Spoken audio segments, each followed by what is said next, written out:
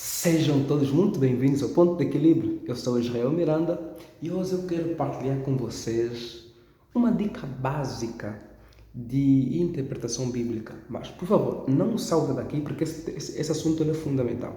Mas curta, compartilhe e se inscreva no canal. O que eu quero partilhar com vocês? Provérbios 22, 6. Instrua o menino no caminho em que deve andar. E quando ele crescer, não se desviará dele. Quando nós lemos esse texto, nós cometemos alguns erros. E eu quero partilhar com vocês.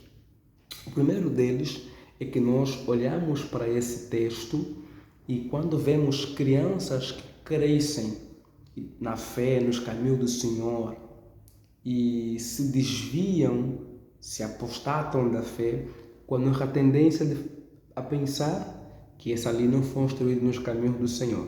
Isso é um equívoco, porque não é verdade.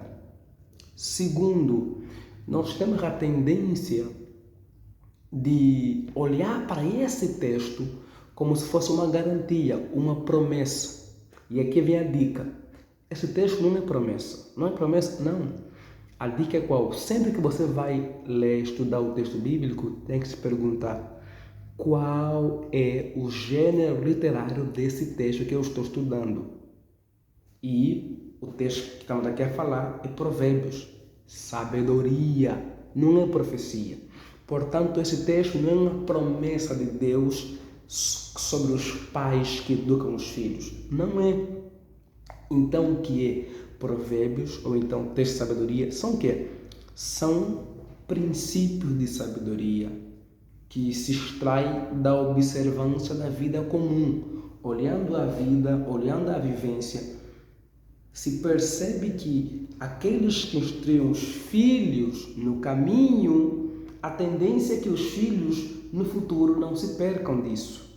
Então, observando isso, o normal, aquilo que acontece na maioria das vezes, então se fez esse princípio, esses provérbios, inspirados pelo Senhor. No caso aqui, particularmente de provérbios, né? Porque tem outros provérbios também que são a partir da observância da vida.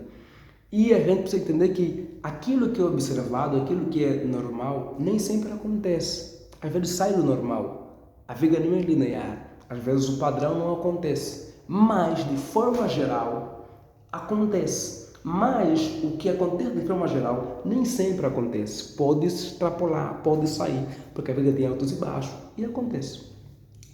Um terceiro erro, talvez, aqui, com relação ao caminho, a relação se deixa o quê? É pensarmos logo que a palavra caminho ali seja o quê? O caminho do Senhor, o cristianismo.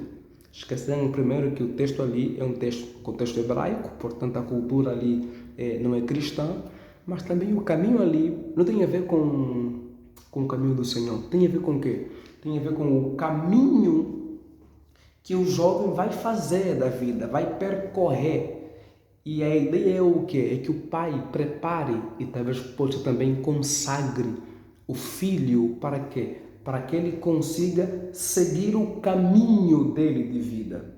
O caminho que ele propôs viver. Inclusive, o caminho ali também às vezes não tem a ver com o caminho que o pai quer para ele, mas é o caminho que ele mesmo vai seguir para a sua vida. E então, se ele for instruído, ou então se ele for consagrado, quando ele vai crescer, vão surgir o quê? Possíveis tentações, desafios, obstáculos. Se ele for instruído ou consagrado, a tendência, o normal é que ele não se desvia, é que ele não se perca.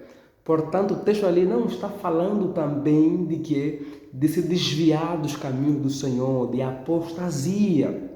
Está a falar de caminho da vida, de caminho que o jovem decide trilhar, do caminho que ele estabeleceu para trilhar. Ele vai estar focado, vai perseverar, vai estar firme neste caminho.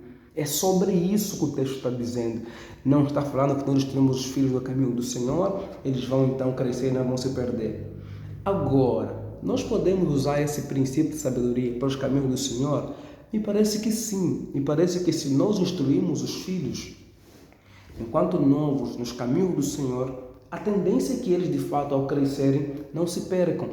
Mas não é garantia, não é promessa, é o normal.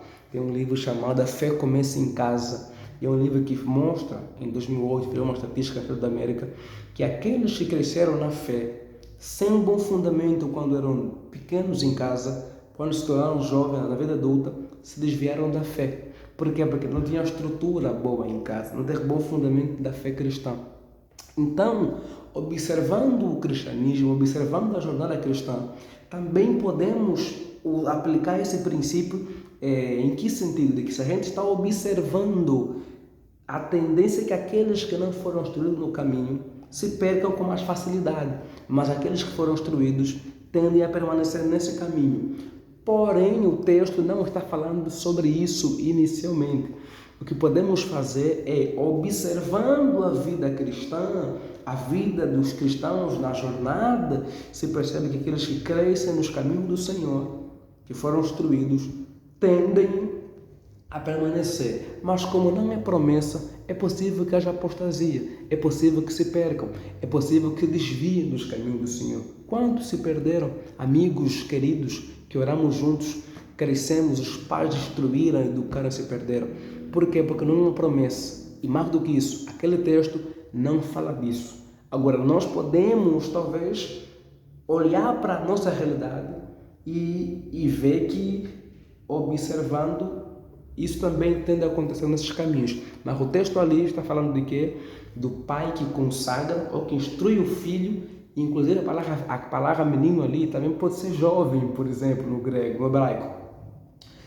A ideia ali é de que é do pai instruir o filho, preparar o filho ou consagrar o filho para que ele trilhe o caminho próprio dele, da vida, sem se desviar do caminho ali. Mas a dica mesmo qual é? É se perguntar sempre qual é o gênero do texto que eu estou lendo.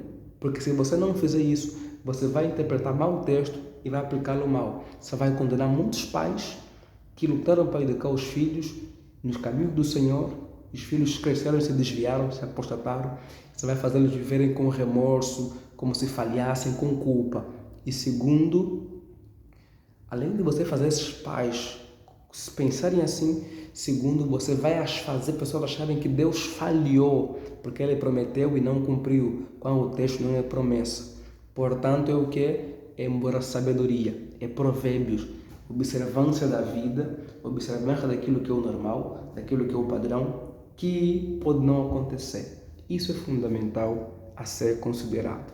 Mas, instrua o seu filho, instrua ele, luta para instruir seu filho na vida, nos caminhos da vida, no caminho do Senhor, mas nunca como se fosse promessa que vai acontecer, como está escrito, é garantia.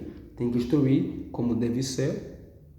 E talvez aqui para os irmãos mais aliancistas, né, que entendem que o filho pertence à família de Deus por nascer na família cristã e por se batizam, mas muitos se perdem, né? Então aqui também não é promessa, não é garantia, é um princípio aí de vida. Portanto, não esqueça, está lendo Provérbios, está lendo Eclesiastes, está lendo texto de sabedoria, se pergunta, qual é o gênero? É promessa? Não, é sabedoria. Quando for ler um texto de profecia, aí se pergunta também qual é o gênero? É profecia. Isso é um princípio básico de interpretação. Você começa entendendo o gênero. E a partir do gênero você vai interpretar. Porque cada gênero tem o quê? Tem a forma de ser interpretado. Por isso, não cometa esse erro de pegar esse texto uma promessa e um texto para acusar outras pessoas. E considere sempre o gênero do texto que você está estudando. Deus abençoe. Um abraço. Curta aí, se inscreve e compartilhe com outras pessoas.